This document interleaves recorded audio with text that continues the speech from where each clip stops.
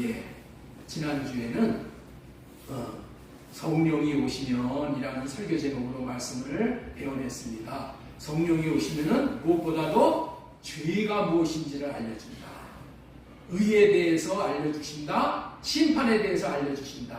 영이 살아났다는 의미는 세 가지의 복을 받게 되었다는 것이다. 양심이 살아나는 것이고, 영의 교통하는 부분이 살아나는 것이고, 영의 직관을 받는 영역이 살아나 하나님의 마음이 직관적으로 우리에게 임하는 것을 받아서 그 마음으로 우리가 살 때 마귀는 떠나가고 우리에게 아버지 하나님의 생명의 역사가 충만해지는 복된 인생이 된다는 그런 말씀을 전해드렸습니다. 오늘은 분별케 해 건져 생명을 주시려. 우리 한번 따라서 한번 하도록 하겠습니다. 오늘 설교 제목 분별케 해 건져 생명을 주시려. 분별케 해 건져 생명을 주시려. 예, 여기 좀 말씀이 이 제목이 익숙해지는 게 좋아요. 분별케 해 건져 생명 주시려. 분별케 해 건져 생명 주시려. 예, 이런 제목으로 하나님의 말씀을 대언할 때 큰 은혜가 있기를 소망을 드립니다. 우리는 지금 온통 분별하기가 어려운 시대를 지금 살아가고 있어요. 강단 위에서 말하기가 좀 경박스러워서 조심스러운 단어이지만 오늘 본문의 이해를 돕기 위해서 하는 말로 이해해 주시고 들어주시기 바랍니다. 제가 어렸을 때 분별하고 살지 못하는 사람을 향해서 하는 그 유행하는 말이 있었어요. 네, 그 말이 뭐냐? 야, 너는 똥인지 된장인지도 분별하지 못하느냐? 이런 얘기를 했어. 똥인지 된장인지도 분별하지 못하냐? 여러분들 똥과 된장은 비슷하게 생겼잖아요. 그러나 전혀 다른데 비슷하다고 분별을 못하면 똥을 된장으로 착각을 하고 먹어버리는 것과 같은 바보 같은 짓을 하느냐, 그런 의미로 사용하는 그런 말이었었어요. 지저분한 이야기 하네 하고 그냥 넘어갈 말이 아니라고 여겨져요. 왜 제가 이런 예를 들면서 오늘의 말씀을 시작하는 것일까요? 우리가 살고 있는 현실은 분별해야 할 것을 분별하지 못하고 받아들이므로 심각한 상황으로 지금 점점 빠져들어가고 있는 거예요. 그래서 이 말씀을 좀 전하고 싶은 거예요. 우리는 지금 무엇이 거짓이고 무엇이 참인지, 무엇이 옳고 무엇이 그른 것인지, 어둠이 무엇이고 빛이 무엇인지가 분별이 안 되는 세상에서 지금 살고 있어요. 정상과 비정상, 죄와 의, 생명과 사망, 그리고 진리와 비진리를 분별하지 못하는 시대를 살아가고 있다는 거예요. 분별이 안 되다 보니까 어떻게 돼요? 그렇게 사는 사람들을 또 부와 내동해서 따라다니는 거예요. 따라 쫓아서 맹목적으로 함께 쫓고 어울리고 그렇게 하다 보니까 문제가 더 점점 심각해지는 거예요. 이런 대표적인 예가 이명박 대통령 시절에 미국산 쇠고기를 먹으면 광우병 걸려 죽는다고 매일 수십만 명이 모여서 수입 반대 집회를 했잖아요.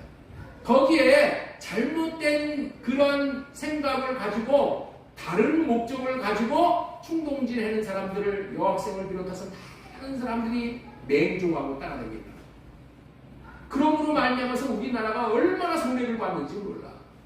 이명박 대통령은 국정을 제대로 수행할 수가 없었어요.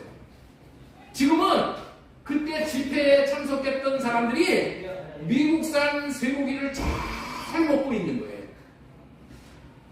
여러분들 연예인들이 자살을 하잖아요. 그러면은 그 자살 흉내를 똑같이 내고 자살하는 사람들이 넘친다는 거예요. 그래서 장례식장이, 연예인이 죽으면 장례식장이 잘 된다는 거예요. 우리 교회에 장례식장을 하던 고경표 집사님에게 들은 이야기야. 장례식장을 하는 집사님인데 연예인들이 자살을 하면은 아주 장례식장이 아주 꽉꽉 찬다는 거예요. 이런 이해는 한두 가지가 아닙니다. 세상은 그렇게 돌아가더라도 우리만은 거기에 휩쓸리면 안 되는 줄로 믿습니다. 오늘은 먼저 이런 일이 왜 생기는지를 말씀을 드리고자 하는 거예요. 결론부터 말한다면은 이 모든 것은 다 영적인 문제, 영적인 배후, 어둠의 영들이 뒤에서 역사하기 때문이다. 어둠의 영에 끌려가서 그렇다는 거예요. 하나님께서는 사람을 영과 육신을 지닌 존재로 창조를 하셨어요. 영은 보이지 않는 존재이고 육신은 보이는 존재이잖아요. 보이지 않는 영으로는 보이지 않는 영이신 하나님과 소통하고 교제하고 그 다음에 뭐예요? 직관을 받고 그렇게 해서 살아가라고 하나님의 풍성함을 누리며 살아가라고 그 보이지 않는 영을 우리 안에 만들어 주셨고 또 보이는 육신으로는 보이는 세상의 만물과 소통하고 만물을 관리하고 지배하고 다스리라고 그렇게 만들어 주신 거예요. 그런데 현재의 사람은 보이는 세계를 분별하는 육신만을 가지고 살고 있어서 사람으로서의 기능을 다 할 수가 없다는 거예요. 왜냐하면 보이지 않는 세계를 분별하는 영이 정령 죽었기 때문에 그런 거예요. 그렇기 때문에 오직 보이는 육신으로만 보이는 세계를 분별하여 옳고 그름을 판단하고 선택하여 살아가고 있기 때문에 꼭 보아야 하고 알아야 할 영의 세계를 못 보고 알 것을 못 보고 살아가고 있다. 두 가지의 기반 중에서 한 가지의 기반인 영이 죽어서 한 가지만 분별을 하고 살아가다 보니까 불완전한 존재로 살아가게 되는 것은 장명한 일인 거예요. 육과 영의 두 세계를 다 보고 듣고 알므로 분별하여 살아가야 되는데 보이는 세계 한 면만 보고 살기 때문에 분별을 제대로 할 수가 없게 되어 문제가 발생되고 더 심각하게 되어져 가고 있다. 보이는 세계를 움직이는 것은 지금 이 보이는 세계를 움직이는 것은 보이지 않는 세계의 영이라는 거야. 영이 이 보이는 세계를 지금 움직이고 주장하고 있는 거예요. 그것이 골로새서 1장의 말씀이야. 이 보이지 않는 세계와 보이는 세계, 이 모든 세계를 관장하는 왕이 예수 그리스도란 말이에요. 보이는 세계를 관장하는 영이 예수 그리스도란 말이에요. 그런데 우리는 영이 죽었어. 그래서 이 영적인 분별을 못하는 거야. 보이지 않는 세계를 볼 수 있고 알 수 있는 영이 죽었다는 거예요. 그래서 더 큰 문제는 영적인 면을 보지 못하고 살아간다면 잘못 보고 사는 거야. 영적인 것을 보지 못하면 잘못 보고 사는 것인데 자기는 잘 보고 살고 있다고 여기고 사는 거야. 크게 착각을 하고 살아간다는 거야. 내가 보는 것이 잘못 보고 있다는 것을 알아야 되는데 보이지 않는 것이니까 못 보니까 보이는 것만 보고 내가 잘 보고 잘 살고 있다라고 여긴다는 거예요. 그게 문제라는 거야. 그게 영이 죽었기 때문에 영의 세계를 분별할 수가 없으므로 진리의 영이신 하나님의 도우심을 제대로 받지 못하고 오히려 악한 영이 마귀에게 미혹을 받아서 미혹에 빠져 살게 되므로 불행한 삶을 면할 수가 없다. 그리고 또 이런 의미도 있는 거예요. 사람은 오직 보이는 육신을 가지고 보이는 세계만 단지 분별하며 살아가고 있기 때문에 우물 안의 개구리와 같은 존재로 우물 밖을 볼 수 없는 존재라는 거예요. 여러분들 우물 밖의 세계가 얼마나 큰 것입니까? 우물 속에 비해서 그 큰 세상을 보고 맛보고 누리지 못하며 살아가는 답답한 존재로 살아간다는 거예요. 왜? 영의 세계를 못 보니까. 이 보이는 육신의 세계만 보기 때문에. 이 보이는 육신의 생각은 이 영의 세계에 비하면 이 점과 같은 세계입니다. 이와 같은 것들은 영이 죽어 육신으로만 살아가는 사람들의 실상이라는 거예요. 육신으로 보이는 세계를 분별하는 방식은 육신의 오감을 통해서 분별을 하는 거예요. 보이지 않는 세계는 영적 감각을 통해서 분별하고 판단하고 살도록 창조되어 있는 거예요. 보이는 세계를 분별하는 오감은 시각, 청각, 후각, 미각, 촉각 이 5가지 감각을 가지고 또 직관적으로 느끼는 감각이 있어요. 그래서 이것까지 합쳐서 육감으로 살아가게 되어 있다는 거예요. 우리 육신은 육감을 가지고 살아가는 거예요. 아, 이거 추우면 어떻게 돼? 이 추운 느낌, 감촉을 느끼잖아요. 그러면 어떻게 돼? 얼른 집에 가서 옷을 입고 추우면 난로를 어떻게 빨리 틀고 그래서 6가지 감각을 가지고 이 세상, 보이는 세상을 살아가는 거예요. 음식도 맛있는 음식을 찾아다니잖아요. 그 다 뭐예요?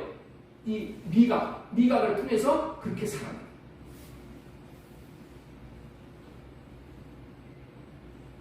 그러나 보이지 않는 세계인 영의 세계는 그렇게 살 수가 없는 거예요. 이 육감을 가지고는 감각이 안 되는 거예요. 영의 세계는 영적인 감각, 다시 말해서 영감을 가지고 판별을 하고 살아야 하는 거예요. 육신의 세계는 육감을, 영적인 세계는 영감을 가지고 분별해야 올바른 분별, 정확한 분별을 함으로 실패가 없는 인생을 살 수 있으며 하나님이 주시는 풍성한 삶을 살 수가 있는 거예요. 그런데 불행하게도 죄가 들어와서 영이 죽었기 때문에 우리는 영적인 세계를 분별할 수가 없다는 거예요. 가장 큰 문제는 영이 죽었기 때문에 마귀의 영을 분별할 수가 없어서 마귀가 주는 생각에 끌려 들어가고 지금도 순간순간 끌려 들어가서 더 깊이 빠져 들어가고 있다는 것이 우리의 실존이라는 거예요. 그러므로 인간은 이런 실존 가운데서 고민하고 고통당하면서 저주 가운데 살아갈 수밖에 없는 존재가 되어졌다는 거예요. 그렇다면 자기 자신이 이런 존재이기 때문에 자신을 포기하고 살아야 하는 것일까요? 운명으로 생각하고 자신의 팔자가 그러니 그런 줄 알고 팔자 타령만 하고 살아가야 하냐는 거예요. 아니다. 그렇게 포기하고 살기에는 우리의 인생과 우리 인생에게 주어진 삶과 시간은 너무나도 귀하고 의미가 있고 꼭 해야 할 일이 있기 때문이라는 거예요. 소경은 앞을 보지 못하는 문제가 있는 존재라는 것을 인식하고 그 문제를 극복하기 위해서 좋은 가이드를 두고 살잖아요. 좋은 가이드를 때로는 지팡이로 삼든가 지팡이를 가지고 가이드를 삼아가지고 소경이 걸어가잖아. 또는 어떻게 안내 개를 가이드로 삼고 개가 이끄는 대로 따라가잖아요. 또는 사람을 가이드로 삼고 집을 나서면은 안전하게 걸어갈 수가 있어 목적지에 도착하게 되는 것입니다. 마찬가지로 원리로 우리의 인생은 영이 죽어있기 때문에 보이지 않는 영의 세계, 다시 말해서 마음의 세계를 도무지 보고 듣고 느끼고 살 수가 없는 존재이기 때문에 자신이 어떤 존재인지를 먼저 분별이 된 사람은 내가 어떤 존재인지를 내 실존이 분별되어 있는 사람은 이제 좋은 영적인 가이드를 찾게 되어 있는 거예요. 이렇게 영적인 가이드를 찾아 영적 감각을 얻는 데 도움을 받고 살면은 영적인 문제를 잘 분별함으로 윤택하고 성공적인 인생을 살아갈 수가 있게 되는 것이죠. 그렇다면은 그런 좋은 가이드는 누구이겠습니까? 그 가이드는 영이신 하나님이시고 영이신 하나님의 말씀이고 영적인 눈이 먼저 뜨여진 목사일 수도 있고 영적인 평신도 사람일 수가 있는 것이에요. 이런 좋은 가이드를 통해서 분별을 할 수 있음으로 인해서 어둠에서 나와 광명한 영이신 하나님을 누리고 하나님의 나라를 누릴 수가 있게 되어지는 거예요.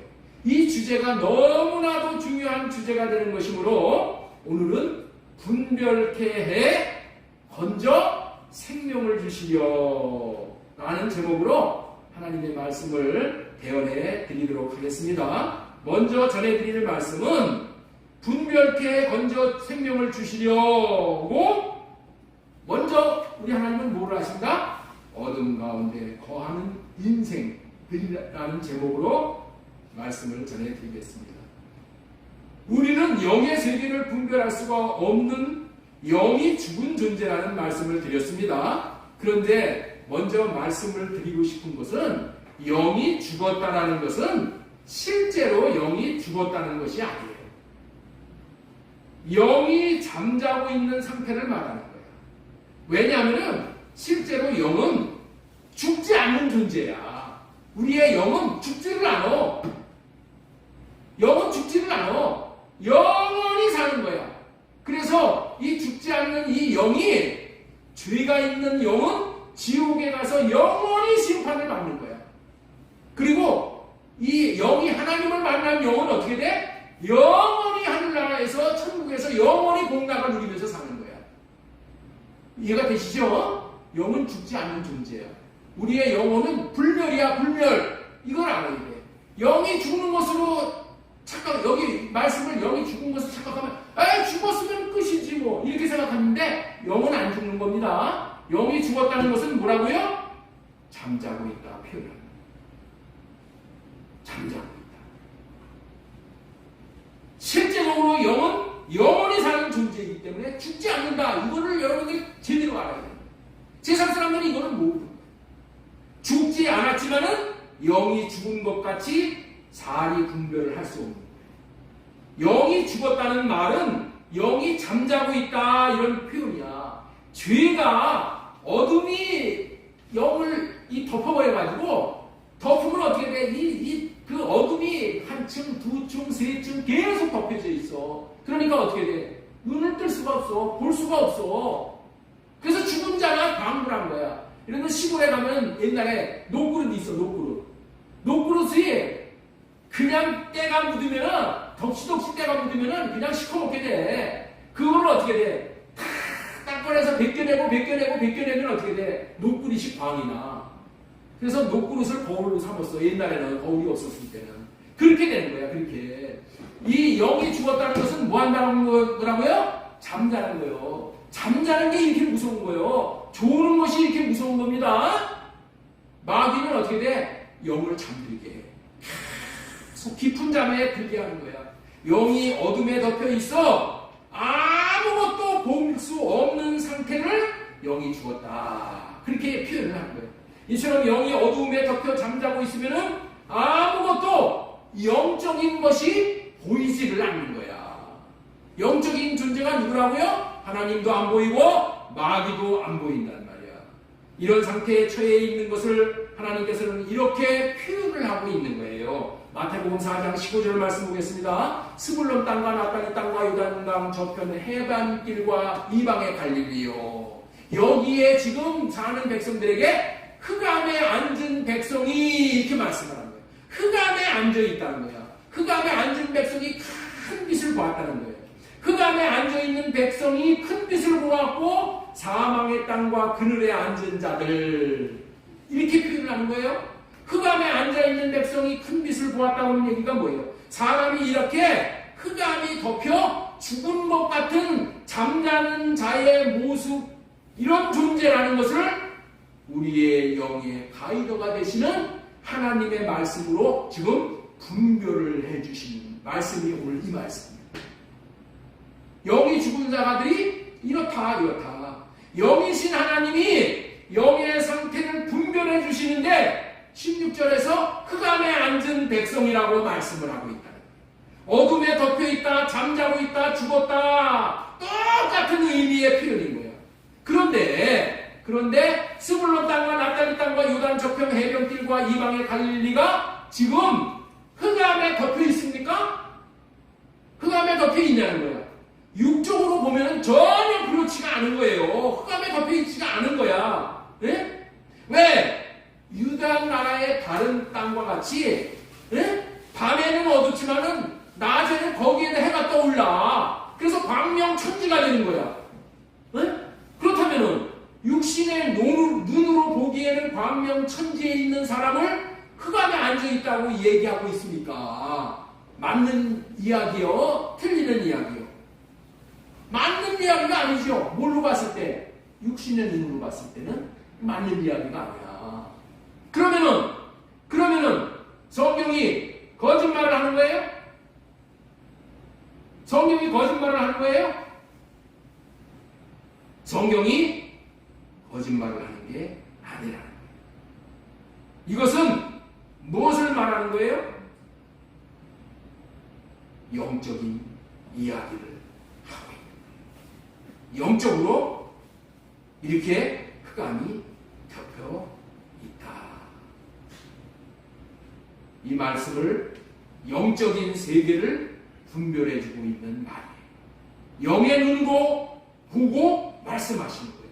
그 땅에 사는 자들의 영혼이, 다시 말해서 그곳에 사는 사람들의 이 마음이 이렇게 칠흑같이 어둠에 처해 있다는 거예요.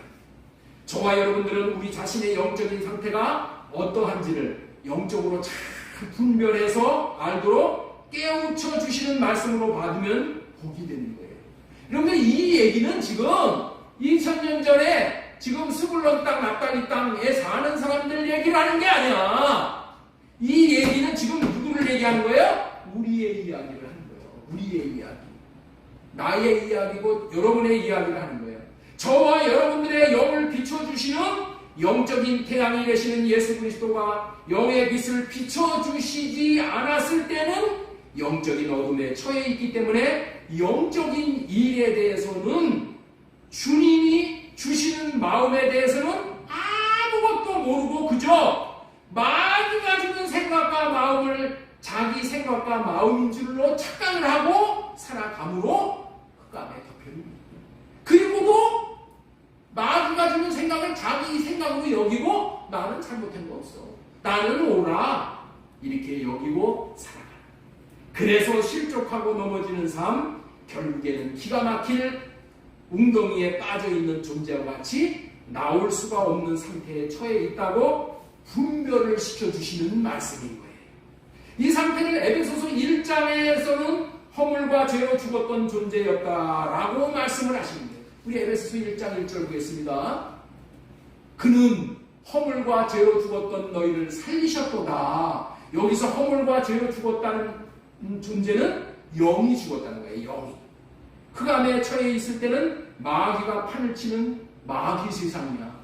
응? 그래서 마귀의 그 다스림을 받는 삶은 죽은 삶이나 방불한 거예요. 그 다음에 에베소서 1장 2절에 보면은 그때에 너희는 그 가운데서 행하여 이 세상 풍조를 따르고 공중의 권세 잡은 자를 따랐으니 곧 지금 불순종하는 아들 가운데 역사하는 영이니라. 우리 육체의 욕심을 따라 지내며, 이거 마귀가 주는 욕심을 따라서 사는 거예요. 마귀는 우리를 죄와 사망의 법으로 끌고 가는 자예요. 어떻게 해서 죄와 사망의 법으로 끌고 가요? 우리에게 욕심을 주어서, 욕심이 잉태하면 죄를 낳고 죄의 싹은 사망을 당하게 하는 존재라는 거예요.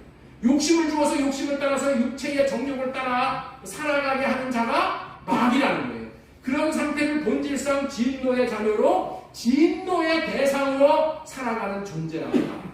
이런 자들은 그렇게 마귀의 욕심을 따라서 살아가면 반드시 진노의 자녀로서 진노하심의 심판을 받게 된다. 여러분들 생각해 보세요. 마귀 술주정하고 자기 아버지를 정지하고 사는 딸이 있었어. 여러분들 있죠? 딸이, 아버지가 맨날 집에 들어오면은 때려부시고 술주정하고 엄마를 그냥 폭행을 하고 그렇게 살던 딸이 아이고 이 원수 같은 우리 아버지 나는 아주 그냥 꼴비 싫어 죽겠어. 나는 다시는 저런 인간 같은 사람 상종하고 싶지 않아. 그랬는데 결혼을 하니까 어떻게 된다고요? 꼭 그런 사람을 만난다. 왜 그러냐? 영의 문제라는 거예요. 영적인 문제. 그래서 제가 여러분들에게 자꾸만 이 영의 세계에 눈을 뜨게 해주려고 합니다. 영의 세계. 여러분들 육신의 세계에 눈 뜨는 것은 뭐 다 떠. 영의 세계에 나가야 돼. 영의 세계에 이 마귀를 알아야지. 이 마귀를 쫓아내야지 우리가 평안하고 안정한 삶을 살아갈 수 있게 되는 거예요. 마귀가 주는 흑암 때문에 육신의 생각과 마음을 받아들여 욕심에 빠져서 사는 존재에게 좋은 날이 있을 수가 없는 거예요. 유쾌하게 되는 날이 있을 수가 없게 되는 거예요. 왜냐하면 마귀는 우리를 넘어지게 하는 자이기 때문에 그런 거예요. 예수님을 넘어뜨리게 하고 했던 마귀가 우리 넘어뜨리는 건 너무나도 간단한 거예요. 그렇기 때문에 본질상 진노의 자녀였다라고 표현을 하는 거예요. 그런 의미로 요한일서 5장 19절 또 아는 것은 우리는 하나님께 속하고 온 세상은 악한 자 안에 처한 것입니다. 지금 온 세상이 지금 마귀에게 속해 있다. 그러니 매일 좋은 일이 있을 수가 없는 거야. 마귀 안에서 무슨 좋은 일이 있어. 우리는 하나님에게 속하고 온 세상은 악한 자인 사탄에게 속하는 거예요. 이거를 분별해야 되는 거예요. 어둠에 처해 있는 자들, 다시 말해서 영이 죽은 자들, 영이 잠자는 자는 알 수가 없는 것이지만은 영을 분별시켜 주시는 돕는 가이드와 같은 영이신 하나님의 말씀을 통해서 저와 여러분 같은 인생이 어떤 존재인가를, 내 실존이 어떤 것인가를 분별해 주시는 거예요. 인생은 이런 존재인 것을 알 수 있는 방법은 오직 영을 분별해 주시는 하나님의 영으로, 하나님의 말씀으로 말미암지 않고는 알 수가 없는 거예요. 이런 기가 막히게 불쌍한 인생들에게 하나님의 아들이 지각을 주셔서, 지각이 뭐예요? 깨닫는 마음을 주셔서 자신의 현 상태인 실존을 알게 되므로 참된 분이 어떠한 분이신지를 알게 되는 거예요. 자, 요한일서 5장 20절 말씀 보겠습니다. 또 아는 것은 하나님의 아들이 이르러 우리에게 지각을 주사. 지각을 준다는 거예요. 깨닫는 마음을 주는 거예요. 지각을 주사 우리로 참된 자를 알게 하신다는 거예요. 예? 지각을 주면 영의 눈이 열리면 하나님을 알아본다니까. 하나님이 얼마나 좋으신지가 이게 영의 눈이 지각으로 말미암아서 지각을 주심으로 인해서 이게 뜨여지면 하나님이 얼마나 좋으신 분인가를 깨달아 알고 하나님을 목자로 모시고 그분 안에서만 살라고 하는 거예요. 그리고 어떻게 돼? 그런 그 깨달음이 있는 자, 다시 말해서 영이 살아난 자는 이제 어떤 삶을 산다? 기도하는 생명으로 산다. 오직 기도로 살고 오직 사랑으로 살고 이렇게 되는 거야. 이것이 분별이 돼야 돼. 마음이 깨달아져야지 이런 삶을 살 수가 있는 거야. 뭐 아무리 선하게 살아라, 착하게 살아라, 이렇게 살아라, 맨날 얘기해봤자 소용이 없는 거예요.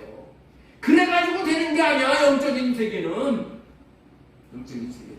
하나님께서, 민지사님, 하나님께서 깨닫는 마음을 주실 때 이렇게 되는 거예요. 깨닫는 마음을, 지각을 주사 우리로 참된 자를 알게 하신 거. 참된 자 하나님을 알게 하신 거예요. 예수 그리스도를 알게 하는 거야. 우리가 참된 자 곧 그의 아들 예수 그리스도 안에 있는 것이니 그는 참 하나님이요 영생이십니다. 자녀들아 너희 자신을 지켜 우상에게서 멀리하라. 이 말씀을 주시면서 우리로는 어둠에서 나올 수 없지만 하나님으로 말미암아 우리의 실존을 분별시키시어서 복음으로 말미암아 어둠에서 나오도록 건져내시어 하나님보다도 하나님이 주신 것을 더 사랑하는 우상 숭배에서 하나님을 사랑해야 되는데 하나님이 주신 것을 더 사랑하고 사는 거야. 이게 우상 숭배야. 왜? 영적인 분별력이 없기 때문에. 그래서 우상 숭배에서 어둠의 일인 우상 숭배의 삶에서 나올 수가 있는 거예요. 우리가 참된 자 곧 그의 아들 예수 그리스도 안에 있게 하심으로 참 하나님과 영생을 누릴 수 있게 하시려고 영적인 가이드이신 하나님께서 복음으로 우리에게 다가오시고, 복음으로 다가오셔서 내 영을 깨우쳐주는, 영을 살아나게 해요. 이게 되어야 되는 거예요. 이게 복음으로 말미암아 이런 분이 하나님이시고 하나님의 마음이심을 알 수 있고 누리도록 하시려는 거예요. 그렇기 때문에 두 번째로 전해드리고자 하는 말씀은 복음을 믿고 전하라고 하십니다. 복음을 믿고 전하라고 하시는 하나님. 우리 여기 따라서 한번 하겠습니다. 복음을 믿고 전하라고 하시는 하나님. 복음을 믿고 전하라고 하시는 하나님. 예수님은 인생들에게 어둠에 앉아있어 한치 앞도 분별하지 못하는 인생들에게 복음이 시작되었다고 하시고 복음을 전파하시면서 복음을 믿으라고 하십니다. 자, 마가복음 1장 1절 하나님의 아들 예수 그리스도의 복음의 시작이라. 그리고 요한이 잡힌 후에 예수님께서 갈릴리에 오셔서 하나님의 복음을 전파하여 이르시되 때가 찼고 하나님의 나라가 가까웠으니 회개하고 복음을 믿으라. 이렇게 하시는 이유는 복음을 통하여 자신이 어떤 존재인지를 깨달아 분별하여 알므로 회개하여 그런 암울한 상태에서 벗어나도록 하시기 위함인 거예요. 그렇다면 어떻게 하심으로 영적인 상태인 현주소와 그 현주소에서 벗어나게 하시는가요? 먼저 하나님은 복음을 알려주십니다. 그리고 복음을 이루어 주시겠다고 약속을 해주십니다. 하나님이 할례 언약, 다시 말해서 새 언약을 약속해 주시면서 자신이 어떠한 존재인지를 분별해 주시면서 복음을 받아들이고 복음을 누리게 하시는 거예요. 그렇다면 이런 약속의 내용이 어떤 것이냐는 거예요. 우리 신명기 30장 6절 보겠습니다. 네 하나님 여호와께서 네 마음과 네 자손의 마음에 할례를 베푸사 너로 마음을 다하여 뜻을 다하여 네 하나님을 여호와를 사랑하게 하사. 자, 이 말씀은 할례 언약으로 복음의 말씀인데 네 하나님 여호와를 사랑하게 하사, 네 하나님 여호와를 사랑하게 하사 이렇게 얘기하고 있죠. 네 하나님 여호와를 사랑하게 하사, 네 하나님을 여호와를 사랑하게 하사. 이게 무슨 의미의 말일까요? 복음으로 우리의 영적인 실존을 지금 분별시켜주는 말씀이에요. 이 말씀이 뭐라고요? 사랑하게 하사, 사랑하게 하사라는 말이라는 거예요. 사랑할 수 있게 해주시겠다는 말이에요. 사랑하게 하사가 뭐예요? 사랑할 수 있게 해주시겠다. 이 할례 언약이 복음이라는 뜻의 말씀이에요. 이 복음의 말씀을 통해서 자, 이거를 이제 잘 들어보셔요. 잘 들어보셔요. 우리 자신은 흑암에 앉아있기 때문에 사랑하지 못하는 것을 분별시켜 주시는 말씀입니다. 나는 지금 사랑을 못하는 존재라는 것을 분별시켜 주는 거야. 분별시켜 주는 거야. 왜 사랑을 못해? 흑암에 앉아있기 때문에. 자, 무슨 의미입니까? 자, 보세요. 지금 사랑하고 사는 자에게, 하나님을 사랑하고 사는 자에게 내가 너를 사랑할 수 있게 해줄게, 사랑할 수 있게 해줄게, 그렇게 얘기합니까? 사랑하게 해줄게라는 얘기는 뭐야? 지금 하나님을 사랑하고 있지 않다는 거야. 그렇죠? 이게 복음의 역할이야. 복음은 우리에게 처음에 우리에게 오셔서 우리의 실존을 보여준다니까. 너는 지금 사랑하지 못하는 자라는 것을 깨우쳐주는 거야. 이 말씀을 통해서 우리가 그걸 깨닫는 거야. 네 하나님 여호와를 사랑하게 하사. 이 말이 무슨 의미라고요? 내가 지금 하나님을 사랑하지 못하는 존재다. 내가 지금 하나님을 사랑하고 있지 않는 존재다. 이거를 먼저 깨우쳐주고 그래서 내가 너를 그런 실상에서 사랑하게 해줌으로 인해서 그 어둠에서 벗어나게 해주겠다. 그런 얘기라는 거예요. 이해가 되시죠? 이해가 되시면 아멘. 야, 어둠에 덮여있는 자들은 마귀의 종이 되어 살아가기 때문에 마귀가 주는 욕심에 따라서 자기를 사랑하고 사는 존재이지 하나님을 사랑하고 교회를 사랑하고 이웃을 사랑하는 삶을 도무지 살 수가 없는 거야. 그래서 마귀의 종이 되어서서 자기만 사랑하고 자기에게 속한 것만 사랑하며 사는 마음과 생각을 할례시켜주고 사랑하는 마음을 주셔서 사랑하게 해주시겠다는 언약이 할례예요. 다시 한번 강조합니다. 저와 여러분들은 하나님을 사랑할 수 없는 존재로 어둠과 저주에 빠져있는 존재임을 알려주어 분별을 시켜주시고, 첫 번째 뭐 한다고요? 분별을 시켜주는 거야. 내 실존을. 그리고 사랑할 수 있는 마음을 주셔서 사랑할 수 있게 해준다는 언약인 새 언약을, 할례 언약을 복음으로 주셔서 복음이 이루어짐으로 말미암아 우리가 하나님을 사랑하며 살 수 있게 해주시겠다는 언약이다. 복음 중에 복음이 무엇이냐면은, 복음 중에 복음이 무엇일까요? 보이나? 복음 중에 복음이 무엇일까? 여러분들 복음이 무엇인지 알아요? 복음 중에 복음이 무엇일까요? 하나님을 사랑할 수 없는 자들이 하나님을 사랑하고 교회를 사랑하고 이웃을 사랑하고 원수까지 사랑할 수 있게 되게 해주는 것이 복음이라는 거예요. 할렐루야. 복음이 무엇이라고 했습니까? 하나님을 사랑할 수 없는 자들이 사랑할 수 있게 되는 것이 복음이라니까.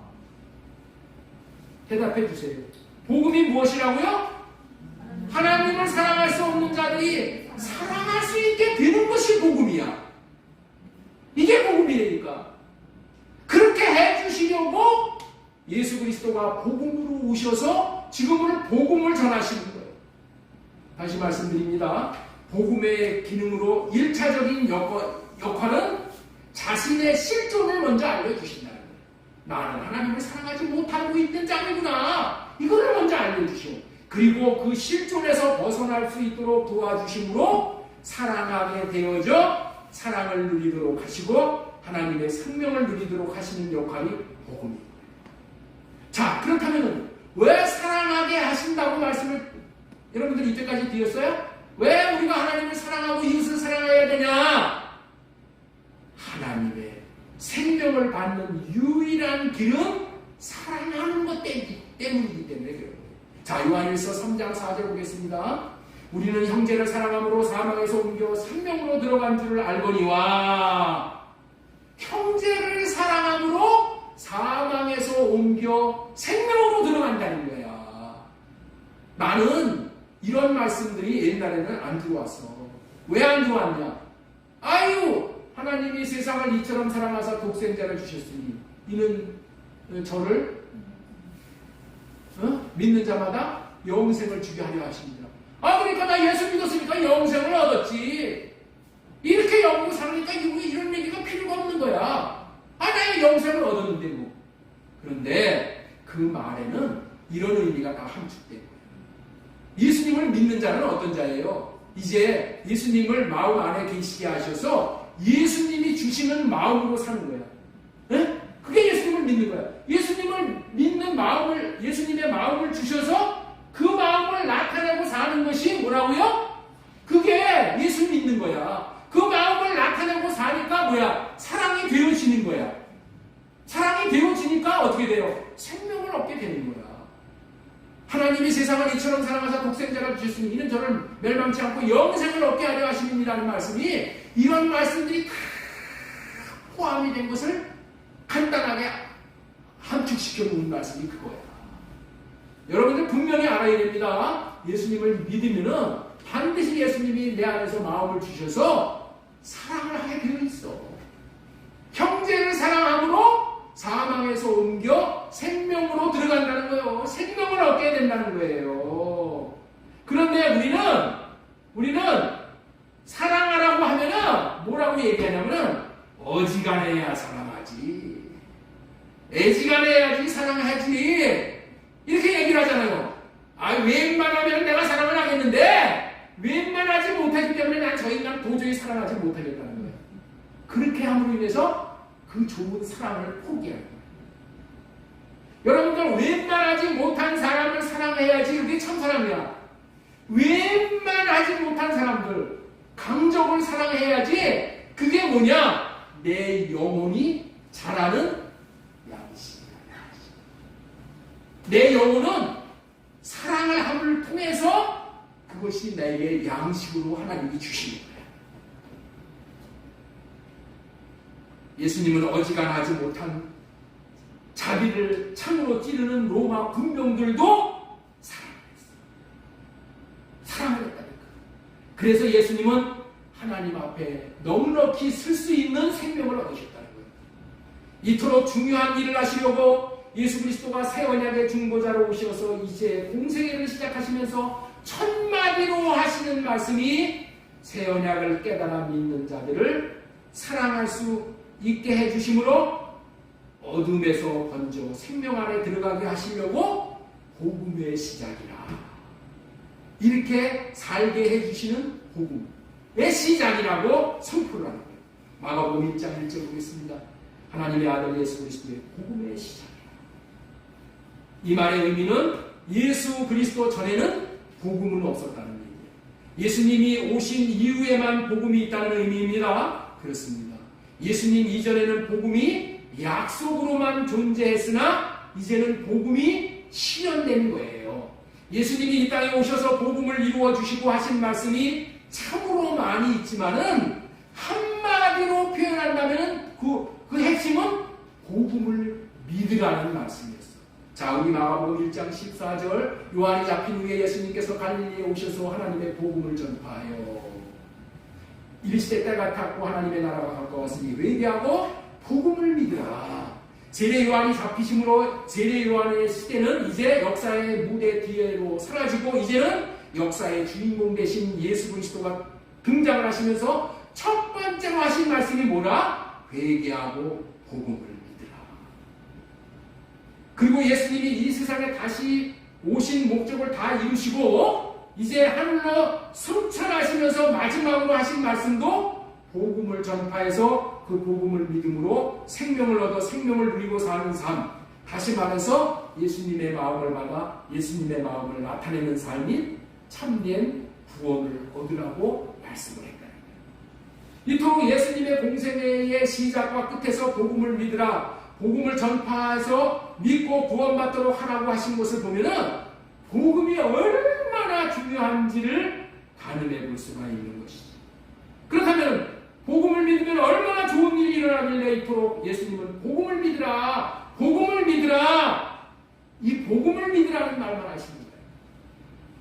복음을 믿으면 어떤 인생이고, 넘겨주세요. 오직 복음을 믿음으로만 구원을 받는다. 자, 16절 보겠습니다. 믿고 세례를 받는 사람은 구원을 얻을 것이요. 뭐를 믿고 세례를 받아요? 복음을 믿고. 믿지 않는 사람은 정죄를 받아요. 구원을 받느냐 못 받느냐가, 심판을 받느냐, 구원을 받느냐가 복음을 믿느냐 안 믿느냐에 달려있다는 거예요. 복음을 믿으면 빈부, 귀천, 어린이와 늙은이를 가리지 않고 모든 인생이 오직 복음을 믿음으로 구원을 받는 거예요. 자, 로마서 1장 16절 나는 복음을 부끄러워하지 않습니다. 이 복음은 유대 사람을 비롯하여 그리스에 이르기까지 모든 믿는 사람을 구원하는 하나님의 능력입니다. 네. 유대인들뿐만이 아니라 이방인들 모두가 다 복음을 믿음으로 구원을 받는다. 이 말씀은 오직 복음을 통해서만 하나님께서 능력을 행사할 수 있다는 말이에요. 복음만 믿으면은 하나님은 어떤 사람이라도 구원해 내실 수가 있지만은 복음을 믿지 않으면은 하나님은 어떠한 사람도 구원해낼 능력이 없다는 얘기예요. 자, 그러면은 다시 한번 복습을 하면서 분별해 보도록 하겠습니다. 자, 우리 한번 분별할 내용 한번 좀 띄워주시죠. 복음이 무엇인가? 복음이 무엇인가? 자, 여기 보셔요. 여기 한번 보시죠. 복음이 뭐라고요? 하나님을 사랑하게 해주시겠다는 언약이 복음이다. 왜 사랑하라고 하시는가? 사랑함으로 씨 생명이 발화가 되어 자라게 하시기 위해. 여러분들, 우리는 예수 그리스도를 믿으면은, 예수님을 주는 그리스도로 믿으면은 예수님이 내 안에 들어오셔. 그때 들어오시는 예수님은 어떤 생명으로 들어온다? 씨 생명으로 들어온 거야. 씨 생명. 씨 생명이야. 그런데 C가 어떻게 돼요? 이 C가 그 C를 사랑을 하잖아. 사랑을 하고 사랑을 하면은 그 C가 어떻게 돼? 자기 자신을 죽여. 그래서 거기서 발화를 해요. 발화를 하고 생명이 자라는 거예요. 이해가 되시겠죠? 넘어갔네. 왜 사랑을 하고 하신다고요? 사랑함으로 씨 생명이 발화가 되어 자라게 하시기 위함이에요. 자, 그 다음에 세 번째, 어둠에 앉아 있다는 것은 무슨 의미인가? 어둠에 앉아 있다는 것이 무슨 의미라고요? 사랑함으로 생명을 주시겠다는 언약을 모르고 있다는 것이 어둠에 앉아 있다는 거예요. 이해가 되셔요? 하나님은 사랑함으로 생명을 주시겠다는 이 언약을 모르는 것이 뭐라고? 눈이 가려워서 발레 언약, 새 언약이 이걸 모르는 거야. 그걸 보고 뭐라고 했나? 어둠에 앉아 있다. 자, 그 다음에 어둠의 영인 마귀가 미혹하는 내용이 무엇인가? 마귀는 이 일만 하는 거야. 사랑하게 해주어서 생명을 얻게 된다는 복음을 모르기 위해서 자기 자신만을 사랑하면서 살게 하는 거야. 그래서 하나님의 생명을 얻지 못함으로 천국을 누리지 못하게 하는 것이 마귀의 미혹입니다. 자, 다섯 번째, 하나님은 오직 하나님이 약속하신 것만 이루어주시는 분인데 하나님이 약속하신 언약이 무엇인가요? 이 언약이 무엇인가? 할례 언약이고 새 언약이야. 할례 언약과 새 언약이 무엇을 해주시겠다는 언약인가요? 예? 할례 언약과 새 언약이 무엇을 해주겠다는 언약이라고요? 사랑하게 해주어서 생명을 얻게 해주겠다는 언약. 예수님의 마음을 주시겠다는 언약으로 이 언약이 복음이야. 여러분들 있죠? 여기 주보에 알림 광장 밑에 이거를 다 올려놨어. 여러분들이 기억력이 한계가 있다는 것을 알고 제가 배려를 하고 올려놨습니다. 고맙게 생각하시고 이 말씀을 잘 읽고 또 읽고 누렸으면 좋겠습니다. 자, 사랑하게 해주시어서 생명을 얻게 해주시겠다는 언약이 뭐라고요? 이게 예수님이 주신 언약이에요. 예수님의 마음을 주시겠다는 언약이 복음이라는 거예요. 자, 우리 한번 보겠습니다. 요한일서 2장 25절 보겠습니다. 요한일서 2장 25절. 그가 우리에게 약속하신 것은 이것이니 곧 영원한 생명이라. 자, 하나님이 약속하신 것은 뭐라고요? 뭐라고? 영원한 생명을 약속하신 거야. 영원한 생명. 하나님은 영원한 생명만 언약하시고 이 언약을 이루시는 일만 하신다니까.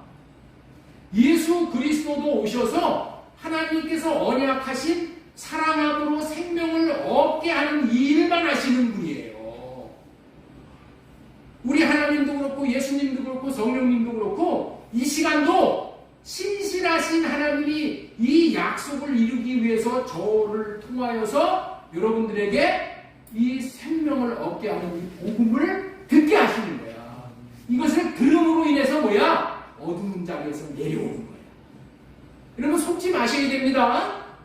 하나님은 약속하신 일만 하시는 거예요. 하나님은 돈 주겠다고, 권력 주겠다고, 자식 좋은 대학 보내주겠다고, 부귀영화 공명을 누리겠다고 하지 않으셨어. 하나님은 뭐만 하셨어요? 영원한 생명을 얻게 하겠다고 약속하시고 영원한 생명을 주시는 일만 하십니다. 하나님의 생명을 얻는 것이 너무나도 중요한 거예요. 여러분들 이 땅에서 사는 동안에 70년, 80년 사는 동안에 우리가 하나님의 생명을 받으면은 우리는 성공이야. 생명을 얻으면은 성공이야. 하나님의 장성한 분량에 잘하면 성공. 그래서 우리의 인생은 70년, 80년, 90년, 100년을 살아도 이 하나님이 약속하신 이 하나님의 생명을 받으면은 성공한 거야. 이런 자는 죽어도 돼. 그런데 이거를 못 받으면 어떻게 돼요? 이거를 못 받으면 아무리 오래 살아도 다 헛되고. 그러나 70년, 80년을 사는 이 기간은 하나님의 생명을 얻는 데는 충분한 시간입니다. 생애니까. 그렇기 때문에 죽는 것을 여러분들 있죠? 너무 그렇게 마음 아파하지 마시고. 이 생명만 맞고 죽으면은 더 좋은 세계상에 가서 더 좋은 것을 복음 누리고 살게 됩니다. 첫 번째로 전해주신 말씀이 어둠 가운데 거하는 인생. 복음을 믿고 전하라고 하시는 하나님. 어떤 인생이고 복음을 믿음으로만 구원받는다. 복음은 어떠한 사람이라도 구원해낼 수 있는 하나님의 능력이다. 이런 말씀을 전해드렸습니다. 이 복음으로 말미암아 하나님의 생명을 얻으면은 여러분들 있죠? 하나님이 하늘에 충만한 복을 다 줍니다. 왜? 하나님의 자녀가 되었기 때문에. 에베소서 1장 23절 보겠습니다. 그는 교회는 그의 몸이니 만물 안에서 만물을 충만케 하시는 이의 충만. 하나님의 생명을 얻고 몸된 교회의 지체가 되면은 자녀가 되는 거예요. 이렇게 되면은 충만한 복을 다 받아들여요. 돈도 충만하게, 물질도 충만하게, 생명도 충만하게, 건강도 충만하게, 모든 것을 다 충만하게 받아들여요. 그런데 뭐가 잘못됐어요? 순서가 잘못됐어요. 하나님의 생명을 먼저 받아야 되는데 돈부터 먼저 받으려고. 부귀영화 공명을 받으려고 하니까 하나님의 생명을 얻을 수가 없어요. 자, 복음을 믿고 전하라고 하시는 하나님, 우리 세 번째 소대지요. 복음에는 하나님의 의가 나타난다. 왜 복음을 믿으라고 하는가? 복음에는 하나님의 의가 나타나기 때문이에요. 예수 그리스도께서 이 땅에 오셔서 오직 복음을 전하시고 믿으라고 하시는 이유 중에 아주 중요한 이유, 복음에는 하나님의 의가 나타나기 때문입니다. 자, 로마서 1장 17절 말씀 보겠습니다. 복음에는 하나님의 의가 나타나서 믿음으로 믿음에게 이르게 하나니. 복음에는 뭐가 나타난다고요? 하나님의 의가 나타난다는 거예요. 하나님의 의가 나타난다는 것을 이해하기 위해서는 하나님의 의가 예수 그리스도라는 것을 알아야 돼요. 지난주에 이런 말씀을 전해드렸죠? 하나님의 의는 예수 그리스도라고 했죠? 예수 그리스도는 하나님의 의입니다. 이거는 아주 그냥 공식으로 알아야 돼. 공식을 외우는 겁니다. 다 이유를 설명을 드렸지만은 이유 몰라도 공식만 알면 돼. 하나님의 의는 예수 그리스도입니다. 따라서 한번 해주세요. 하나님의 의는 예수 그리스도입니다. 복음에는 하나님의 의가 나타난다. 이 말이 무슨 말인지를 이해를 못해. 그래서 이렇게 설명을 아주 세밀하게 해드립니다. 복음에는 하나님의 의가 나타난다는 얘기는 뭐냐? 복음을 믿으면은 예수 그리스도가 나타납니다. 예수 그리스도가 우리에게 나타납니다. 이 말씀은 우리들에게 이제 우리의 인생을 어떻게 살아야 하는지를 분명히 분별시켜주고 깨우쳐주는 말씀인 거예요. 우리는 하나님의 의인 예수 그리스도가 나타나는 삶을 살아야 성공하는 삶이에요. 뭐가 성공하는 삶이라고요? 예수 그리스도가 나타나는 삶을 살아야. 이게 성공이야. 우리의 인생을 복음을 믿고 복음으로 산다면 우리 마음에 하나님의 의신 예수 그리스도가 반드시 나타나게 되어 있다는 거예요. 예수 그리스도가 나타나신다는 의미가 무엇인지를 좀 더 말씀을 드리겠습니다. 예수님께서 우리를 사랑하신다는 의미야. 예수님이 나타나신다는 것은 예수님이 나를 사랑한다는 의미야. 첫 번째가. 두 번째는 뭐냐? 우리가 복음을 믿고 사는 삶이 가장 의로운 삶이다 라는 것을 알려주는 거예요. 그 의로운 자에게만 예수님이 나타나는 거예요. 마귀는 불의한 자에게만 나타나는 거예요. 그리고 우리의 삶이 진리의 삶이라고 하나님이 인정하신다는 의미가 복음을 믿음으로 하나님의 의가 나타난다. 예수 그리스도가 나타난다. 그런 의미예요. 예수님은 진리의 삶을 살아가셨기 때문에 하나님이 나타나는 것을 경험하고 살았어요.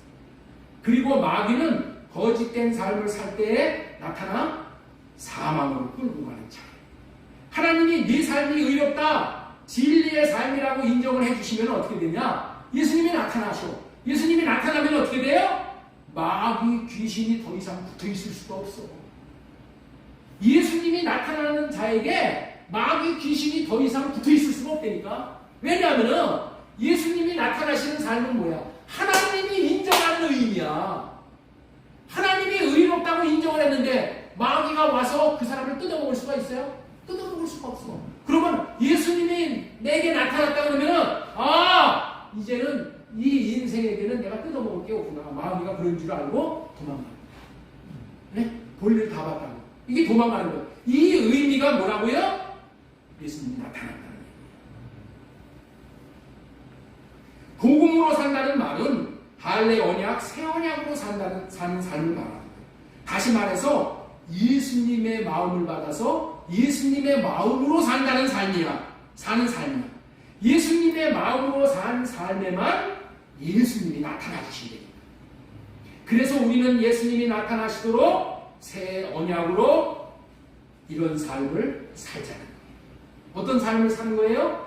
성령으로 호흡함으로 받아들여서 육신의 생각은 성령을 받아들여서 육신의 생각과 마음을 할례받고 오직 주님이 주시는 마음을 구하는 거예요. 주님 마음 주세요. 주님 마음 주세요. 그래서 주님이 주시는 마음을 받아서 그 마음을 가지고 하나님을 사랑하고 이웃을 사랑하고 원수를 사랑하고 내 생각에서 나오는 걸 갖고 사랑하는 거는 나에게서 나오는 것은 하나님이 안 받아. 그건 더러운 거야. 불의한 거야. 그렇게 사랑을 하면은 나중에 내가 이만큼 했는데 하고 자기의를 나타내. 그런 거 하나님이 안 받으셔. 하나님이 주시는 마음을 받아서 그 마음으로 사랑하는 것만 하나님이 뭐야? 의가 나타난다. 새 언약의 복음을 믿고 복음이 이루어져 주님의 마음을 받아 주님을 사랑할 수 있으면 아버지 하나님에게서 사랑을 받게 되고 그런 사람에게 예수님이 나타나 주시겠다고 약속하신 대로 주님의 나타나심을 보는 생애가 친구의 생애. 자, 요한복음 14장 21절 말씀드리겠습니다. 시작.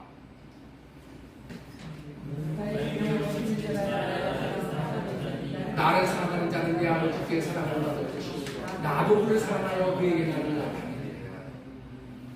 예수님을 사랑하는 자에게 하나님도 나타나시고 예수님도 나타나시고 성령님도 나타나시고 우리의 생애에 주님이 나타나심을 보는 것보다 복된 삶, 가치 있는 삶이 어디 있겠습니까? 우리의 기도 중에 기도를 할 때 주님이 나타나시고 내가 어려움을 처하고 당해 있을 때 주님이 나타나시고 주님을 사랑하지 못할 때 주님 사랑하고 싶다고 간절히 주님을 찾을 때 주님이 나타나셔서 사랑을 부어주시고 사랑을 회복하시고 주님이 주시는 마음으로 주님을 사랑함으로 하나님의 생명을 얻고 누리는 삶을 사는 것인데 이것보다도 더 가치 있고 복되고 귀한 삶을 살 수 있는 법이 없는 거예요. 지금도 육신의 눈에는 보이지 않지만은 예수님을 사랑하는 마음으로 예배를 드리는 저와 여러분들 우리 가운데 우리 마음 안에 주님 자신을 나타내 주시고 계시는 것을 믿으시기 바랍니다. 여기 주님이 지금 나타나 주시고 있는 거예요. 어떻게 나타나신다고요? 영으로 나타나신다. 그래서 여러분들 마음에 이렇게 살아야 됩니다. 받아들이게. 육으로는 우리가 못 보죠? 근데 영이신 하나님이시기 때문에 지금 보이지 않는 하나님이 이곳에 나타나셔서 지금 역사하신다니까 여러분들 마음을 지금 움직이시고 계시는 거예요. 지금 주님이 나타나 계셔요. 여기에 이거를 믿으셔야 돼. 내가 보이지 않는다고 이거 아니다 이렇게 생각하면 안 돼. 지금 나타나신다니까 여러분들이 주님을 사랑하셔서 주님을 사랑하는 마음으로 예배를 드리는 것을 주님이 아신다니까. 그래서 나도 그를 사랑하여 그에게 나를 나타낸다고 했잖아요. 오늘 이 말씀을 마음에 새기고 돌아가셨으면 좋겠습니다. 복음이 무엇인지 조금만 더 알려드릴게요. 자, 고린도전서 4장 21절, 4장 16절. 그리스도 안에서 일만 스승이 있을 때 아비를 많지 아니하니 그리스도 예수 안에서 복음으로 내가 너희를 낳았음이니라. 이렇게 말씀하십니다. 할례 언약과 새 언약의 복음이 생명을 낳는 복음이래. 예? 할례 언약과 새 언약이 뭐라고요? 생명을 낳는 복음이라니까. 그래서 너와 내 자손의 마음에 할례를 행하사 사랑하게 하사 생명을 주실 것입니다.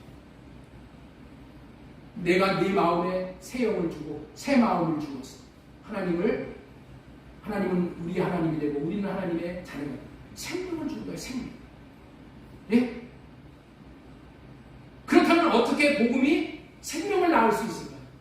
궁금하지 않으세요? 야, 복음이 생명을 낳는다니 신기하고 놀랍지요. 복음을 믿으면은 이 복음이 나에게 들어와서 생명을 낳는데 오늘 이 비밀을 아시고 여러분들 기뻐할 수 있으시기 바랍니다. 자, 어떻게 할례 언약의 복음과 새 언약의 복음이 생명을 낳을 수 있냐는 거예요. 이 복음은 왜 그러냐? 이 복음이 진리이고 진리의 말씀이고 생명이기 때문에 그래요. 자, 골로새서 1장 5절 말씀 보겠습니다. 너희를 위하여 하늘에 쌓아둔 소망으로 말미암아 곧 너희가 전에 복음 진리의 말씀을 들은 것입니다. 이곳을 새 번역에는 어떻게 설명을 했냐면 여기 보세요. 이 소망은 여러분이 진리의 말씀 곧 복음을 이렇게 말씀합니다. 진리의 말씀이 뭐라고요? 복음이 됩니다. 이 복음이 진리야. 진리의 말씀이야. 복음이 뭐라고요? 진리의 말씀이란 말이에요. 자, 그 앞에 보세요. 자, 6절 보겠습니다. 이 복음이 이미 너희에게 이름에 너희가 듣고 참으로 하나님의 은혜를 깨닫는 날부터 너희 중에서와 같이 온 천하에서도 열매를 맺어 자라는. 열매는 누가 맺는 거예요? 생명이 있어야 열매를 맺는 거예요. 이 복음이 뭐 한다고요? 열매를 맺게 했는데 어떻게 됐을 때 이 복음의 말씀이 깨달아짐으로 인해서 성령으로 말미암아 깨달아짐으로 인해서 이게 어떻게 된다고요? 열매를 맺게 한대. 그러니까 이 복음이 뭐라고요?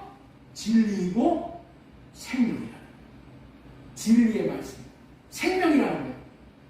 이 복음을 통해서, 이 말씀을 통해서 복음이 진리이고 진리는 열매를 맺을 수 있는 생명이라는 것을 우리에게 분명히 알려주시는 거예요. 복음이 뭐라고요? 진리, 진리의 말씀, 그리고 생명이라는 거예요. 복음이 곧 진리고 진리의 말씀이고 생명이기 때문에 저와 여러분들 자신에게와 온 천하에를 다니면서 생명의 열매를 맺게 하는 거예요. 복음이 진리이기 때문에 그렇다니까. 복음이 진리이고 생명이기에 복음을 믿고 받아들이는 자에게는 복음이 되시고 진리가 되시고 생명이 되시는 주님이 나타나시고 성령님이 나타나 주셔서 생명으로 우리 안에 들어와서 우리가 하나님이 우리에게 언약하신 것은 뭐뿐이라고 했어요? 하나님이 우리에게 언약하신 것은 고린도전서 요한일서 2장 25절에 영원한 생명이라고 했죠. 금방 얘기했잖아요. 하나님이 우리에게 약속하신 영원한 생명을 우리에게 주셔야 되잖아요. 그래 안 그래? 약속하셨으니까 약속하신 것을 어떻게 쓰는지 우리에게 주어서 받게 하려고 그러는 거 아니에요. 신실하신 하나님은 약속을 깰 수가 없잖아요. 그래서 지금 어떻게 하신다고요? 여러분들에게 하나님의 생명을 받아서 하나님의 생명으로 자라게 하기 위해서 이 종을 지금 쓰시는 거야. 종을 누가 쓰신다고요? 하나님이 쓰시는 거야. 하나님이 약속하신 것은 영원한 생명밖에 없어. 영원한 생명을 반드시 얻어야 돼. 얻어야 되니까 어떻게 하는 거야? 영원한 생명만 전하는 거예요. 이걸 전함으로 인해서 여러분들이 어떻게 돼? 아, 이게 복음이고 진리의 말씀이고 진리고 생명이고 이걸 아는 거야. 그래서 어떻게 돼? 여기에 마음을 비워서 하나님 성령으로 말미암아 내가 육신의 생각을 하려갖고 주님의 마음을 주셔서 주님의 마음을 누릴 수 있게 기도하는 거야. 기도. 이렇게 약속이 되어 있어도 기도하여야 하리라. 여러분들 사도 바울이 어떻게 놀라운 생애를 살다가 갔습니까? 그는 진리이고 생명이고 복음이신 주님을 진리로 복음으로 생명으로 전했어. 그랬더니 무슨 일이 벌어졌어? 성령님이 나타나시고. 그래서 사도 바울의 사역이 그렇게 엄청난 온 유럽을 다 복음화시키는 거예요. 뭐를 나타냈기 때문에? 성령을 나타냈기 때문에. 자, 고린도전서 2장 4절 말씀 보겠습니다. 내 말만의 전도함이 지혜, 설득력이 있는 지혜의 말로 하지 않고 이 육신의 이 생각에서 나오는 자기 지식으로 안 했다는 거예요. 다만 성령의 나타나심과 능력으로 하였다는 거예요. 성령을 나타나시게 했다니까. 사도 바울의 사역은 성령이 나타나니까 놀라운 일이 벌어지잖아요. 죽은 자도 살아나고 병든 자도 고치고, 예?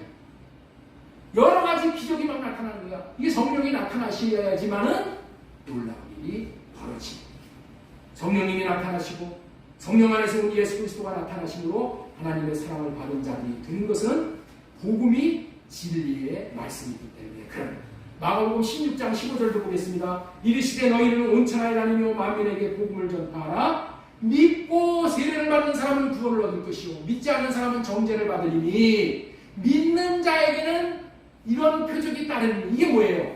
이 표적이 어떻게 따라? 성령이 나타나시는 거. 예수 그리스도가 나에게 나타나시는 거. 하나님이 나에게 나타나면 이런 일이 벌어지는 거야. 곧 그들이 내 이름으로 귀신을 쫓아내요. 이름이 뭐야? 내가 예수님이 나타나시면 우리에게 예수님의 마음을 주니까 어떻게 돼요? 귀신이 떠나가는 거예요. 그리고 새 방언을 하는 거예요. 새 방언이 뭐예요? 옛날에는 그냥 벨상욕을 막 하고 살았는데 어떤 말을 해? 이제는 예수님의 입에서 나오는 그런 말씀을 하는 거예요. 사랑과 희락과 화평과 오래 참음과 자비와 양성과 온유와 절제의 말씀을 하는 거예요. 이게 새 방언이야. 떡떡떡떡떡 거리는 게 알아듣지도 못하는 게 새 방언이 아니고 새 방언을 말하는 거예요. 응? 성령이 나타나셔서 새 방언을 마음에 감화 감동을 시키니까 내 마음에 온유가 흐르고 응? 이 안에 생명이 흐르니까 어떻게 돼? 새 방언의 말을 하는 거예요. 뱀을 집어 올려. 뱀을 어떻게 집어 올려요? 뱀을 집어 올리면은 드는 자는 이기는 자야. 시름판에서도 뱀을 이기는, 사탄을 이기는 역사를 이룬다는 거예요. 어떻게 해서? 예수님의 마음이 나타나요. 무슨 독을 마실지라도 해를 받지 않아요. 무슨 독을 마신다는 얘기가 뭐라고 그랬어요? 무슨 말을 듣더라도 내가 해를 당하지 않아. 네? 옛날에는 남편이 무슨 말을 한마디만 하면 상처를 받고 찔찔찔찔 짜고 또 어떤 때는 그냥 막 우라통이 막 터지고 내 마음에 해를 맞았는데 이제 주님의 마음이 오니까 해를 당하지 않아. 그리고 그 영혼이, 그렇게 하는 영혼이 점점 더 불쌍해져. 왜? 마귀의 종으로 타는 것을 알게 됩니다. 진리의 복음을 전파하니 하나님의 의신 예수 그리스도, 진리신 예수 그리스도, 새 언약의 중보자이신 예수 그리스도가 나타나기 때문에 그랬다. 우리 가정에 그리스도가 나타나시오 예수님의 마음이 나타나면 이런 놀라운 축복이 임하시게 되는 것을 경험하게 되는 것입니다. 복음이 새 언약을 믿고 예수님의 마음으로 사심으로 이런 놀라운 복을 누리고 사실 수 있기를 예수님의 이름으로 축복합니다.